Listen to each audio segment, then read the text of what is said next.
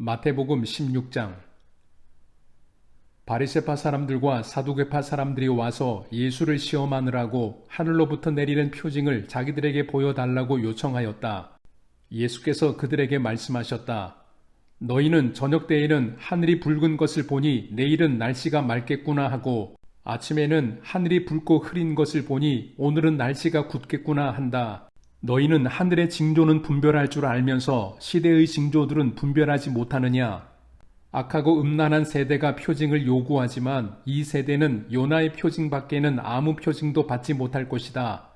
그리고 나서 예수께서는 그들을 남겨두고 떠나가셨다. 제자들이 건너편에 이르렀는데 그들은 빵을 가져오는 것을 잊었다. 예수께서 그들에게 말씀하셨다.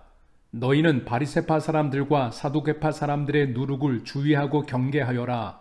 그들은 서로 수군거리며 말하였다. 우리가 빵을 가져오지 않았구나. 예수께서 이것을 아시고 말씀하셨다. 믿음이 적은 사람들아, 어찌하여 너희는 빵이 없다는 것을 두고 서로 수군거리느냐? 너희는 아직도 깨닫지 못하느냐? 5,000명이 먹은 그 빵 5개를 기억하지 못하느냐? 부스러기를 몇 광줄이나 거두었더냐? 또한 4,000명이 먹은 그 빵 7개를 기억하지 못하느냐? 부스러기를 몇 광줄이나 거두었더냐? 내가 빵을 두고 너희에게 말한 것이 아님을 너희는 어찌하여 깨닫지 못하느냐? 바리새파 사람들과 사두개파 사람들의 누룩을 경계하여라. 그제서야 그들은 빵의 누룩이 아니라 바리새파 사람들과 사두개파 사람들의 가르침을 경계하라고 하시는 말씀인 줄을 깨달았다. 예수께서 빌립보의 가이사랴 지방에 이르러서 제자들에게 물으셨다. 사람들이 인자를 누구라고 하느냐? 제자들이 대답하였다. 세례자 요한이라고 하는 사람들도 있고 엘리야라고 하는 사람들도 있고 예레미야나 예언자들 가운데 한 분이라고 하는 사람들도 있습니다. 예수께서 그들에게 물으셨다. 그러면 너희는 나를 누구라고 하느냐? 시몬 베드로가 대답하였다. 선생님은 살아계신 하나님의 아들 그리스도십니다. 예수께서 그에게 말씀하셨다. 시몬 바요나야, 너는 복이 있다. 너에게 이것을 알려주신 분은 사람이 아니라 하늘에 계신 나의 아버지시다. 나도 너에게 말한다. 너는 베드로다. 나는 이 반석 위에다가 내 교회를 세우겠다. 죽음의 문들이 그것을 이기지 못할 것이다. 내가 너에게 하늘나라의 열쇠를 주겠다. 내가 무엇이든지 땅에서 매면 하늘에서도 매일 것이요 땅에서 풀면 하늘에서도 풀릴 것이다. 그때 예수께서 제자들에게 엄명하시기를 자기가 그리스도라는 것을 아무에게도 말하지 말라고 하셨다. 그때부터 예수께서는 자기가 반드시 예루살렘에 올라가야 하며 장로들과 대제사장들과 율법학자들에게 많은 고난을 받고 죽임을 당해야 하며 사흘째 되는 날에 살아나야 한다는 것을 제자들에게 밝히기 시작하셨다. 이에 베드로가 예수를 따로 붙들고 주님, 안 됩니다. 절대로 이런 일이 주님께 일어나서는 안 됩니다. 하고 말하면서 예수께 대들었다. 그러나 예수께서는 돌아서서 베드로에게 말씀하셨다. 사탄아, 내 뒤로 물러가라. 너는 나에게 걸림돌이다. 너는 하나님의 일을 생각하지 않고 사람의 일만 생각하는구나. 그때 예수께서는 제자들에게 말씀하셨다. 누구든지 나를 따라오려거든 자기를 부인하고 제 십자가를 지고 나를 따라오너라. 누구든지 자기 목숨을 구하고자 하는 사람은 잃을 것이요 나 때문에 자기 목숨을 잃는 사람은 찾을 것이다. 사람이 온 세상을 얻고도 제 목숨을 잃으면 무슨 이득이 있겠느냐? 또 사람이 제 목숨을 되찾는 대가로 무엇을 내놓겠느냐? 인자가 자기 아버지의 영광에 쌓여 자기 천사들을 거느리고 올 터인데 그때 그는 각 사람에게 그 행실대로 갚아줄 것이다. 내가 진정으로 너희에게 말한다. 여기에 서 있는 사람들 가운데는 죽음을 맛보지 않고 살아서 인자가 자기 왕권을 차지하고 오는 것을 볼 사람들도 있다. 마태복음 17장. 그리고 엿새 뒤에 예수께서는 베드로와 야고보와 그의 동생 요한을 따로 데리고서 높은 산에 올라가셨다. 그런데 그들이 보는 앞에서 그의 모습이 변하였다. 그의 얼굴은 해와 같이 빛나고 옷은 빛과 같이 희게 되었다. 그리고 모세와 엘리야가 그들에게 나타나더니 예수와 더불어 말을 나누었다. 그때 베드로가 예수께 말하였다. 선생님, 우리가 여기에 있는 것이 좋습니다. 원하시면 제가 여기에다가 초막을 세 지어서 하나이는 선생님을, 하나이는 모세를, 하나이는 엘리야를 모시도록 하겠습니다. 베드로가 아직도 말을 하고 있는데 갑자기 빛나는 구름이 그들을 뒤덮었다. 그리고 구름 속에서 이는 내 사랑하는 아들이다. 나는 그를 좋아한다. 너희는 그의 말을 들어라 하는 소리가 들려왔다. 제자들은 이 말을 듣고서 얼굴을 땅에 대고 엎드렸으며 몹시 두려워하였다. 예수께서 가까이 오셔서 그들에게 손을 대시고 말씀하셨다. 일어나거라. 두려워하지 말아라. 그들이 눈을 들어서 보니 예수밖에는 아무도 없었다. 그들이 산에서 내려올 때에 예수께서 그들에게 명하셨다. 인자가 죽은 사람들 가운데서 살아날 때까지는 그 광경을 아무에게도 말하지 말아라. 제자들이 예수께 물었다. 그런데 율법학자들은 어찌하여 엘리야가 먼저 와야 한다고 합니까? 예수께서 대답하셨다. 확실히 엘리야가 와서 모든 것을 회복시킬 것이다. 내가 너희에게 말한다. 엘리야는 이미 왔다. 그러나 사람들이 그를 알지 못하고 그를 함부로 대하였다. 인자도 이와 같이 그들에게 고난을 받을 것이다.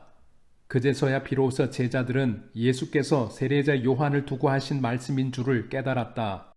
그들이 무리에게 오니 한 사람이 예수께 다가와서 무릎을 꿇고 말하였다. 주님, 내 아들을 불쌍히 여겨주십시오. 간질병으로 몹시 고통받고 있습니다. 자주 불 속에 빠지기도 하고 물 속에 빠지기도 합니다. 그래서 아이를 선생님의 제자들에게 데리고 왔으나 그들은 고치지 못하였습니다. 예수께서 말씀하셨다.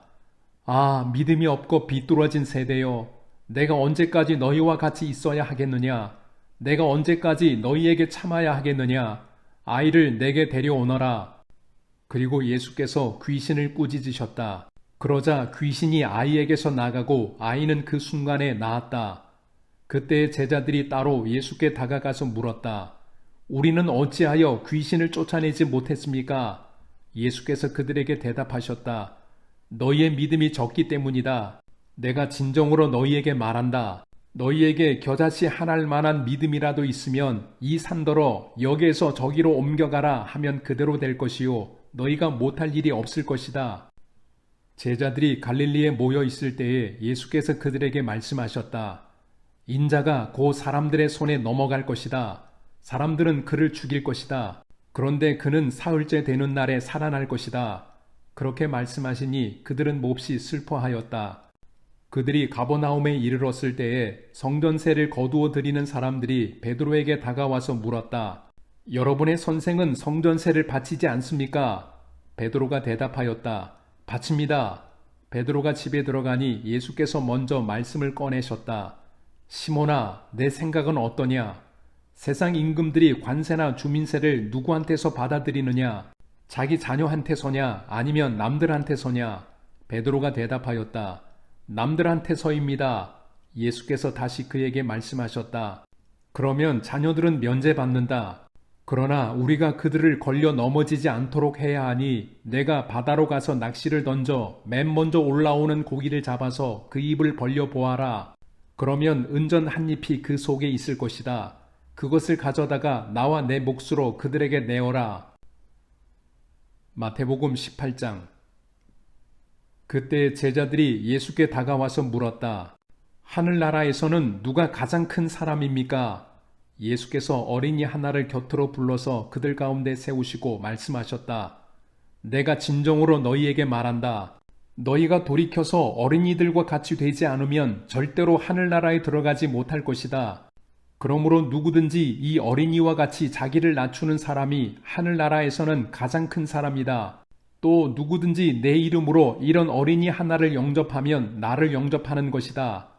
나를 믿는 이 작은 사람 가운데서 하나라도 걸려 넘어지게 하는 사람은 누구라도 차라리 그 목에 큰 맷돌을 달고 깊은 바다에 빠지는 편이 낫다. 사람을 걸려 넘어지게 하는 일 때문에 세상에는 화가 있다. 걸려 넘어지게 하는 일이 없을 수는 없으나 걸려 넘어지게 하는 일을 일으키는 그 사람에게는 화가 있다. 내 손이나 발이 너를 걸려 넘어지게 하거든 그것을 찍어서 내버려라. 내가 두 손과 두 발을 가지고 영원한 불 속에 들어가는 것보다는 차라리 손이나 발 없는 채로 생명에 들어가는 편이 낫다.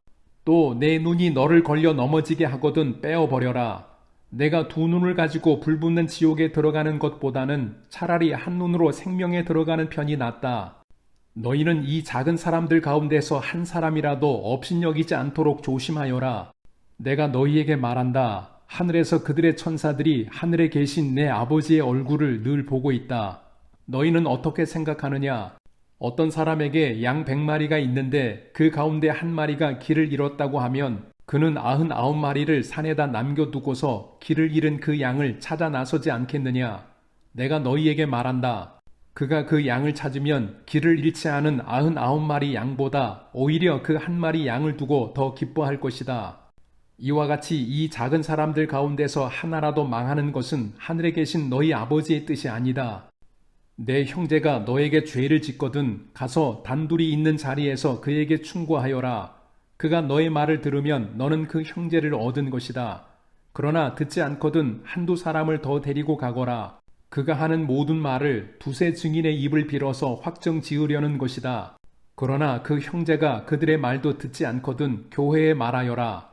교회의 말조차 듣지 않거든 그를 이방 사람이나 세리와 같이 여겨라. 내가 진정으로 너희에게 말한다. 무엇이든지 너희가 땅에서 매는 것은 하늘에서도 매일 것이요 땅에서 푸는 것은 하늘에서도 풀릴 것이다. 내가 진정으로 거듭 너희에게 말한다. 땅에서 너희 가운데 두 사람이 합심하여 무슨 일이든지 구하면 하늘에 계신 내 아버지께서 그들에게 이루어 주실 것이다. 두세 사람이 내 이름으로 모여 있는 자리 거기에 내가 그들 가운데 있다. 그때 베드로가 예수께 다가와서 말하였다. 주님, 내 형제가 나에게 자꾸 죄를 지으면 내가 몇 번이나 용서하여 주어야 합니까? 7번까지 하여야 합니까? 예수께서 대답하셨다. 7번만이 아니라 70번을 7번이라도 하여야 한다. 그러므로 하늘나라는 마치 자기 종들과 셈을 가리려고 하는 어떤 왕과 같다. 왕이 셈을 가리기 시작하니 10,000달란트 빚진 종 하나가 왕 앞에 끌려왔다. 그런데 그는 빚을 갚을 돈이 없으므로 주인은 그 종에게 자신과 그 아내와 자녀들과 그 밖에 그가 가진 것을 모두 팔아서 갚으라고 명령하였다. 그랬더니 종이 그 앞에 무릎을 꿇고 참아주십시오. 다 갚겠습니다. 하고 애원하였다. 주인은 그 종을 가엾게 여겨서 그를 놓아주고 빚을 없애주었다. 그러나 그 종은 나가서 자기에게 100데나리온 빚진 동료 하나를 만나자 붙들어서 멱살을 잡고 말하기를 내게 빚진 것을 갚아라 하였다. 그 동료는 엎드려 간청하였다. 참아주게, 내가 갚겠네. 그러나 그는 들어주려 하지 않고 가서 그 동료를 감옥에 집어넣고 빚진 돈을 갚을 때까지 갇혀있게 하였다. 다른 종들이 이 광경을 보고 매우 딱하게 여겨서 가서 주인에게 그 일을 다 일렀다. 그러자 주인이 그 종을 불러다 놓고 말하였다. 이 악한 종아, 내가 애원하기에 나는 너에게 그 빚을 다 없애주었다.